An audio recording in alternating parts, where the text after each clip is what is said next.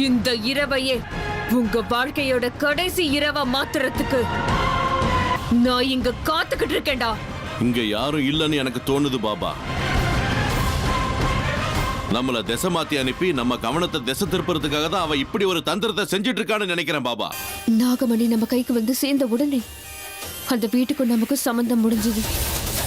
அதுக்கப்புறம் அந்த வீட்டோட உறவு எனக்கும் தேவையில்ல, உனக்கும் தேவையில்ல.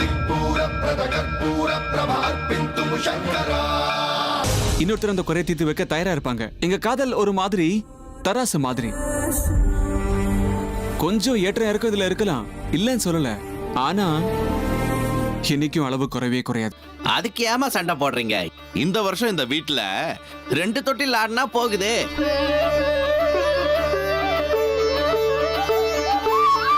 அப்படின்னு அந்த ஆண்டவனை வேண்டிக்கிட்டு வளையல எடுத்துக்குங்க. வாங்கம்மா, வந்து பாருங்க. அப்பா, உங்க வாய் முகூர்த்தம் அப்படியே பழிச்சதுன்னா ரொம்ப சந்தோஷம். சந்தான கோபால கோவிலுக்கு போய் வெண்ணெய் காப்பு சாத்திட்டு வந்துருவேன். அமிர்தா, அங்க எவ்வளவு வளையல் இருக்கு பாத்தியா? எது பிடிச்சிருக்கோ அதை செலக்ட் பண்ணிக்கோ.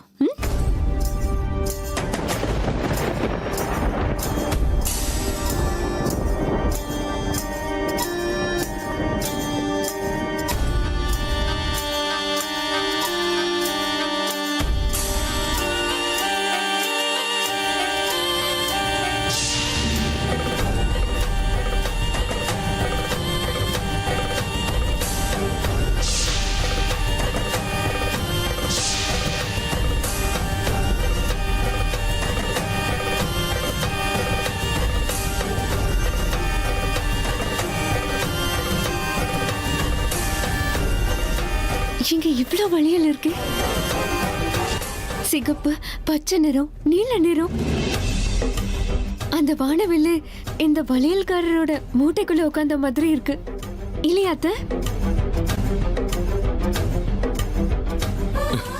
என்னம்மா அமிர்தா இது? ஏதோ இப்பதான் நீ முதல் முறையா வலையில பாக்குற மாதிரி பேசுற.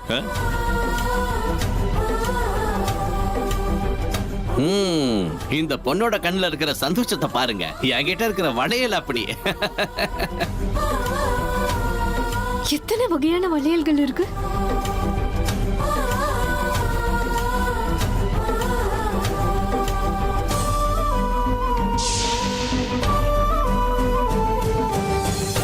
என்ன அமிர்தா இது? இந்த தடவை இவ்வளவு ஆர்வத்தோட இருக்கு? ஆமா அண்ணி, பொதுவா பொம்பளைங்களுக்கு இந்த வளையல் ஸ்டாண்ட் பை புருஷன் மாதிரி. நாங்க இல்லாத நேரத்துல அதோட சத்தத்துல எங்களுடைய குரல் கேட்பாங்க, அதோட பளபளப்புல எங்களுடைய முகத்தை பார்ப்பாங்க. அதனால்தான் அமிர்தாவுக்கு வளையல் இந்த அளவுக்கு பிடிச்சிருக்கு இல்லையாங்க அமிர்தா? அவளுக்கு அப்படி தோணுதோ இல்லையோ, உனக்கு தான் அதிகமா என்னென்னமோ தோன்ற மாதிரி தெரியுது.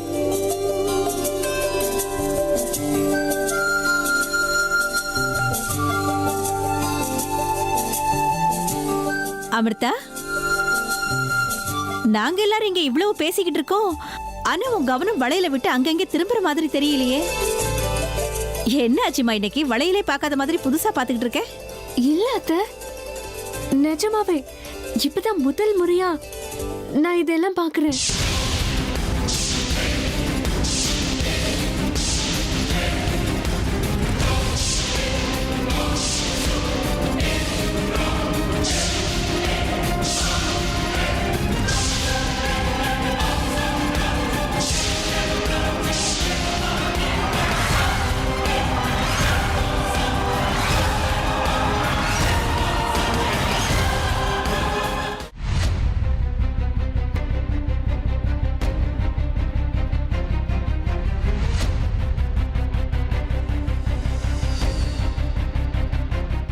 மறுபடியும் உனக்கு என்ன பிரச்சனை?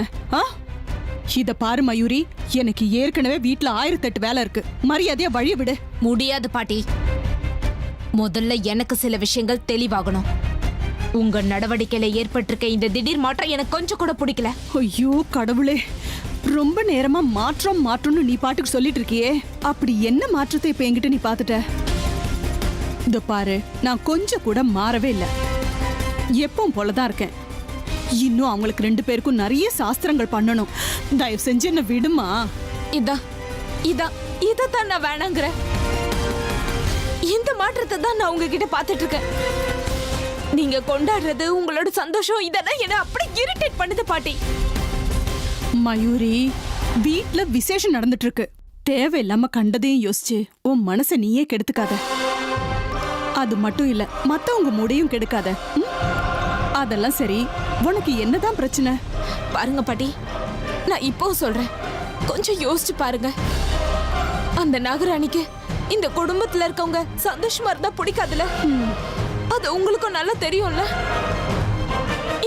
இந்த வீட்ல இருக்கவங்க சந்தோஷத்தை அவளால தாங்கிக்க முடியாது பாட்டி. வீட்ல இருக்கவங்க எவ்வளவு சந்தோஷப்படுறாங்களோ, எவ்வளவு கொண்டாட்டமா இருக்காங்களோ, அந்த அளவுக்கு அவளுக்கு பழைய உணர்ச்சி அதிகமாயிட்டே இருக்கும். உங்களுக்கு ஞாபகம் இருக்குல்ல? இப்ப நீங்க இந்த பூஜையெல்லாம் பண்றதை பார்க்கும்போது அவ கண்டிப்பா ஏதாவது ஆபத்தை உண்டாக்குவான்னு தோணுது. இதெல்லாம் நமக்கு தேவையா பாட்டி? இத பாரு மயூரி, ஆபத்து வர்றதும் வராததும் நம்ம கையில இல்ல. அப்படி ஆயிடும் இப்படி ஆயிடும்னு பயந்துகிட்டு கண் எதிரில இருக்கிற சந்தோஷத்தை அனுபவிக்கிறத விட்டுட்டு அந்த ஆகாயமே தலை மேல விழுந்துரும்னு பயந்துட்டு இருந்தா இந்த உலகத்துல வாழ முடியுமா? வாழ்க்கையில எப்பவும் நம்பிக்கையோட முன்னேறிக்கிட்டே போகணும். என்ன நடந்தாலும் எதுவுமே நம்ம கையில இல்ல. ஒருவேளை அந்த மாதிரி ஏதாவது நடந்தா அதுக்கு ஏதாவது பரிகாரம் பண்ணா போது. இந்த பாரு, எனக்கு நிறைய வேலை இருக்குன்னு சொல்லிட்டே இருக்கேன்ல. ஸ்டோர் ரூம்ல தேங்காய் வச்சிருக்கேன், அதை கொண்டு போகணும். சும்மா என் நேரத்தை வீணடிக்காத.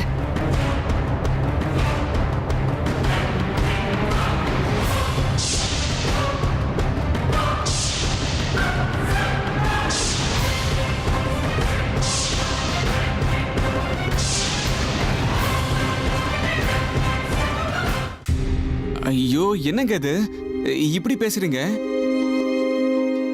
அதாவது இவ்வளவு அழகான வளையல்கள் எல்லாம் இதான் முதல் தடவையா பாக்குறேன்னு சொன்ன, அவ்வளவுதான்.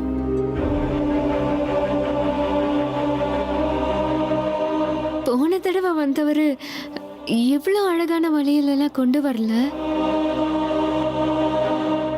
இந்த தடவை நிறைய நிறங்கள்ல இருக்கிற வளையல்கள் கொண்டு வந்திருக்காங்க. நானும் அதை தான் நினைச்சுக்கிட்டு இருந்தேன் அமிர்தா. போன முறை வளையல்காரர் கொண்டு வந்த வளையலுங்களை விட இவர்கிட்ட கொஞ்சம் கலெக்ஷன்ஸ் அதிகமா இருக்குன்னு தோணுது. எப்படியோ யாருக்கும் என் மேல சந்தேகம் வரல. எதுக்கும் நான் இனிமே எச்சரிக்கையாவே பேசணும். ஆமாங்கம்மா, நான் கொண்டு வர வளையல் எல்லாம் இங்க சுத்தி இருக்கிற 10 ஊர்லயும் பிரபலம். அது மட்டும் இல்ல, நம்ம நாட்டுல எல்லா இடத்துல இருந்தும் வளையல நான் கொண்டு வருவேன். சில வளையல்லாம் நானே உட்காந்து புதுசு புதுசா உருவாக்குவேன். பாருங்க எத்தனை ரகம் இருக்கு, வேணுங்கிறத எடுத்துக்கங்க. எங்க அமிர்தா பாராட்டிட்டாங்கிறதுக்காக நீங்க ரேட் அதிகப்படுத்துறாதீங்க. விலையெல்லாம் நியாயமா பார்த்து சொல்லணும். அட என்னம்மா இப்படி சொல்றீங்க? விலைய பத்திலாம் இப்ப எதுக்கு? முதல்ல வளையல போட்டுக்குங்க. நல்லா பாருங்க, எது உங்களுக்கு பிடிச்சிருக்கோ தாராளமா எடுத்து கையில மாட்டிக்கங்க.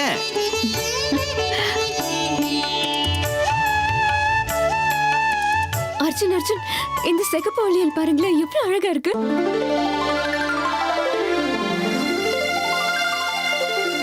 இந்த பச்சை வளையல பாருங்க, எனக்கு இது ரொம்பவே பிடிச்சிருக்கு. இது வந்து நீல வளையல பாருங்களேன், இது கண்டிப்பா எனக்கு வேணும்.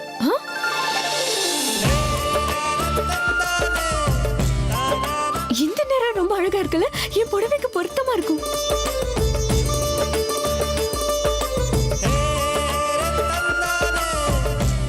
அத்தை, நாளைக்கு நான் கட்டிக்க போற புடவைக்கு இந்த நிறத்து வளையல் ரொம்ப மேட்சிங்கா இருக்கும்ல.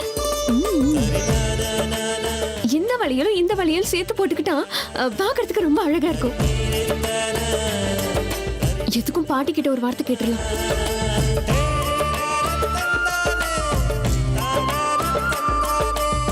இந்த தங்க நிறத்துல இருக்கிற வளையல் எல்லாம் எனக்கு ரொம்ப பிடிக்கும்.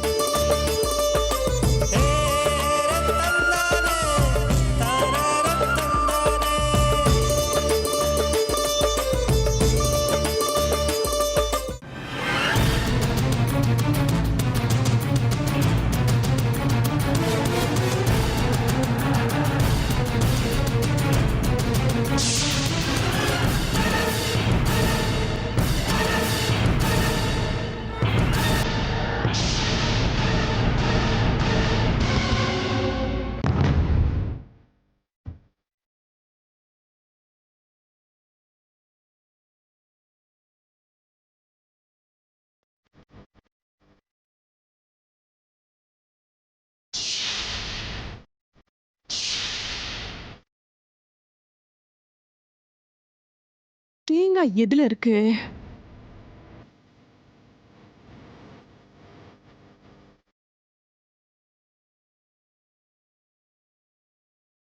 கிழவி, நானும் அர்ஜுனும் ஒன்னா சேர்றதுக்கு எனக்கு உதவி பண்ணுவேன்னு நினைச்சு இந்த வீட்டுக்கு வந்தா என் ஆசை கனவு எல்லாத்தையும் சுக்கு நூறா உடைக்க பார்க்கறல்ல. எனக்கு நல்ல ஏணியா இருக்க வேண்டிய நீ என்னோட பாதையில முள்ளா இருக்க ஆரம்பிச்சிட்டல. என் பாதையில தடையா இருக்கிற உன் கதையை முடிச்சிட்டா என் காரியம் நல்லபடியா நடக்கும். அதுக்கப்புறம் யாரும் எனக்கு குறுக்க நிக்க மாட்டாங்க. இங்கதான் இருக்குன்னு ஹேமா சொன்னாலே, எதுல இருக்கு? நீ மட்டும் இல்லை கிழவி, எனக்கும் அர்ஜுனுக்கும் நடுவில் யார் வந்தாலும் அவங்க கதையை முடிக்கிறதுக்கு நான் கொஞ்சம் கூட யோசிக்க மாட்டேன். இதுதான் உன் வாழ்க்கையோட கடைசி நாள்.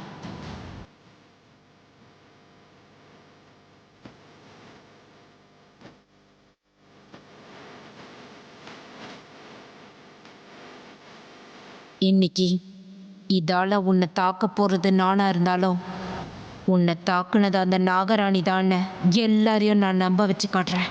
எப்படியும் அந்த நாகராணியோட சாபம் இந்த வீட்டுக்கு இருக்குன்னு எல்லாரோடைய கவனத்தையும் நான் ஈஸியாக திசை திருப்பிடுவேன். என்னோட லட்சியம் அர்ஜுன். அவனை அடைய இந்த மயூரி என்ன வேணாலும் செய்வா. அது கொலையா இருந்தாலும் சரி.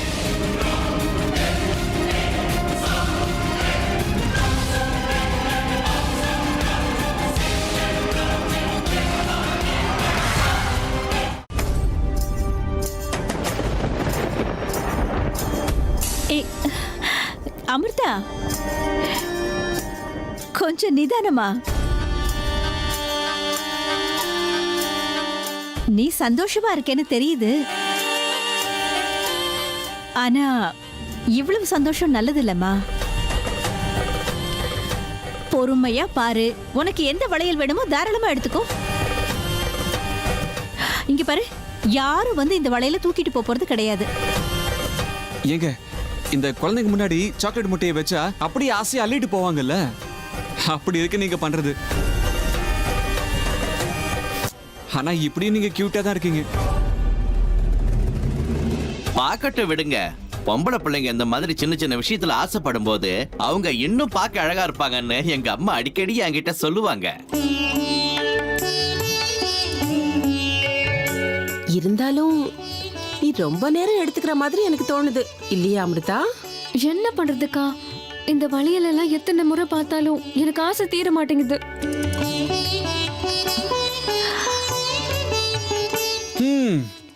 இவங்க முன்னாடி 1000 வளையல கொண்டு வந்து வச்சாலும் இவங்க எதையும் செலக்ட் பண்ணவே மாட்டாங்க. ஏன் தெரியுமா? உங்க கைக்கு ஏத்த வளையல நான் செலக்ட் பண்ணுங்கிறது தானே உங்களுடைய ஆசை.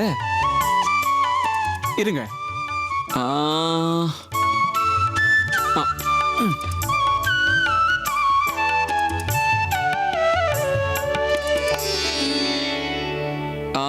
உங்க கைக்கு இந்த வளையல் ரொம்ப அழகா இருக்குங்க. பிடிச்சிருக்கா? நிஜமா அர்ஜுன், இந்த வளையல் ரொம்ப நல்லா இருக்கு.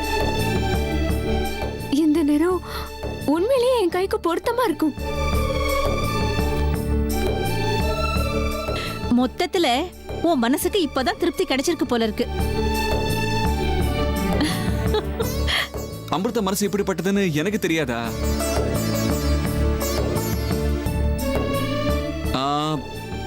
ஏங்க அமிர்தா, உங்க செலக்ஷன் முடிஞ்சிருச்சுல்ல?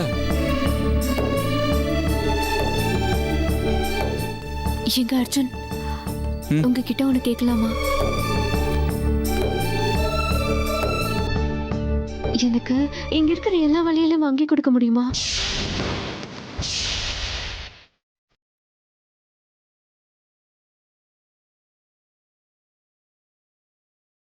என்ன, எல்லா வளையலையும் வாங்கிக்கணுமா? எனக்கு இங்க இருக்கிற எல்லா வளையலுமே ரொம்ப பிடிச்சிருக்கு. இங்க இருக்கிற எல்லா வளையலும் நிச்சயமா வேணும்.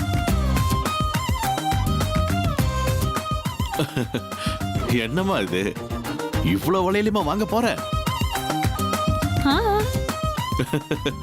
நல்லா பாரு, இந்த ஜென்மம் இல்ல, அடுத்த 100 ஜென்மத்துக்கும் சேர்த்து ஒரு வளையல் கொண்டு வந்திருக்காரு. ஆமா, மொத்தத்தையும் நீ கையில போட்டுப்பியா? சும்மா ஒரு 3 டசனும் 4 டசனும் வாங்கிக்கோமா, அது போதும் இல்ல?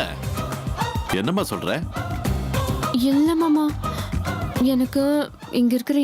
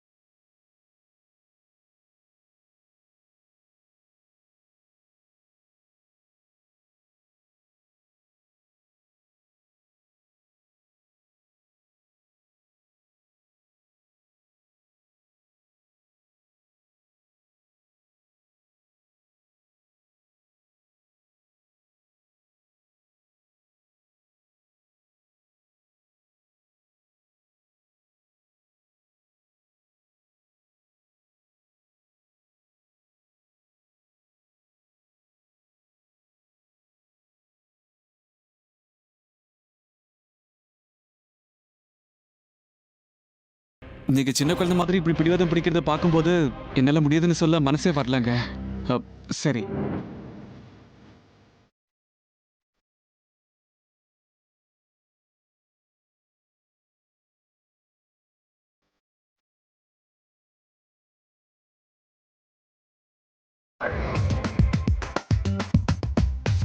நீங்க நல்லா இருக்கணும். கூடிய சீக்கிரம் இந்த வீட்ல வளையல் சத்தத்தோட சேர்த்து தொட்டில ஆடுற சத்தமும் கேட்கணும், அதுல குழந்தை அடற சத்தமும் கேட்கணும். அப்ப நான் கிளம்புறேம்மா, வரையா. சந்தோஷம்.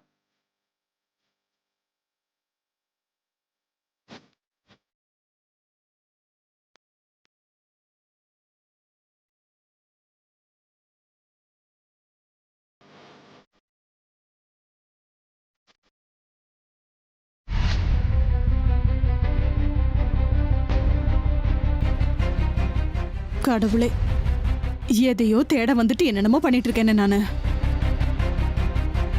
இது ஸ்டோர் ரூம் தான், அதுக்கு நீ இப்படியா வைக்கிறது? வர வர இந்த சாந்தம்மா ரொம்ப சோம்பேறி ஆயிட்டே வரா. பூஜை எல்லாம் முடிஞ்சதுக்கு அப்புறம் அவளை கூட்டிட்டு வந்து இங்க எல்லாம் கிளீன் பண்ணணும், இல்லைன்னா எதுவுமே கிடைக்காது. குப்பை மாதிரி வச்சிருக்கா ரூம.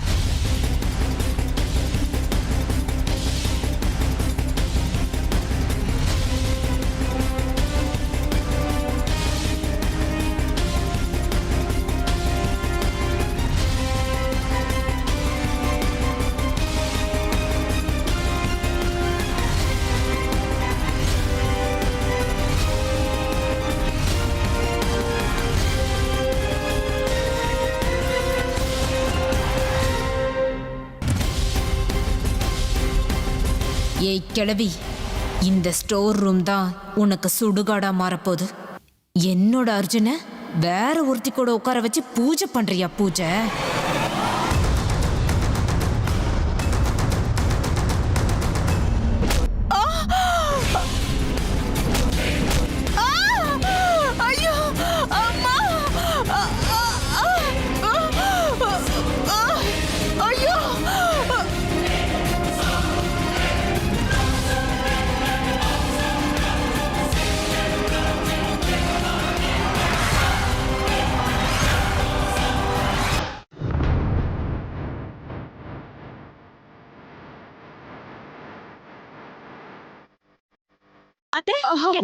அம்மா என்னாச்சு?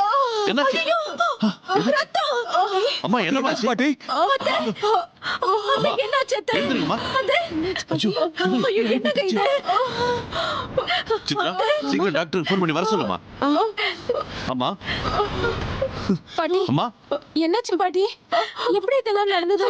கடவுளே, அத்தைக்கு எதுவும் ஆயிடக்கூடாதுங்க. நல்ல காரியம் நடக்கிற நேரத்துல எப்படி ஆகும்? இது ஆகாது, சும்மாருமா. பாட்டிக்கு எதுவும் ஆகாது. மயூரி, ஒரு டம்ளர் தண்ணி எடுத்துக்கிட்டு பாட்டி ரூமுக்கு வா. அம்மா பாட்டி பார்த்து தூக்குங்க. கொஞ்சம் எழுந்திருங்க.